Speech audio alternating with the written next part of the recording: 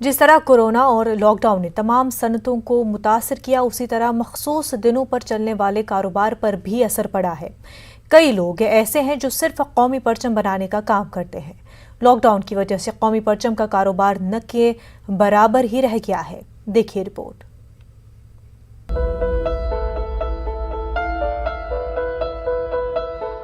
Corona की तबाही ने किसी को भी नहीं बख्शा है, लेकिन किसी ने ये नहीं सोचा होगा कि कोरोना का असर उन खानदानों पर भी पड़ेगा जिनका जरिया माश सिर्फ कौमी परचम बनाने के कारोबार से चलता है।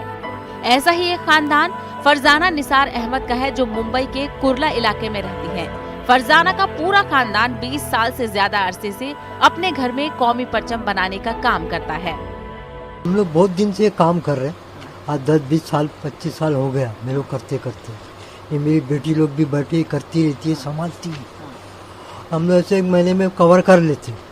हम लोग बना के रखते हैं, जैसे दुकान का ऑर्डर आता है ऐसा हम लोग सेल कर देते हैं। अभी तो बहुत हम लोग की तकलीफ में आ गए, माल कम होने से हम लोग भी बहुत तकलीफ में आ गए।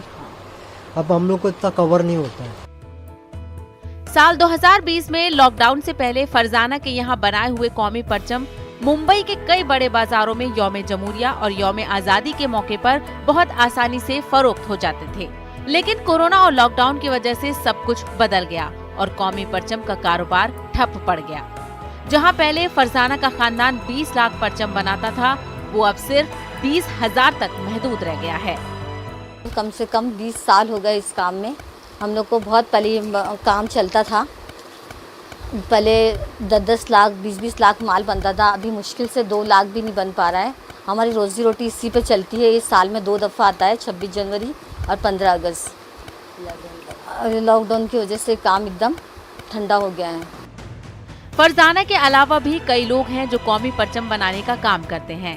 कई लोगों की रोजी रोटी इसी के जरिए चलती है। ऐसे में इन लोगों को इंतजार है कि कब सब कुछ नॉर्मल होगा, कब स्कूल और कॉलेज खुलेंगे और फिर से बड़ी तादाद में कौमी परचम का कारोबार बहाल होगा। Bureau report, news 18 Urdu.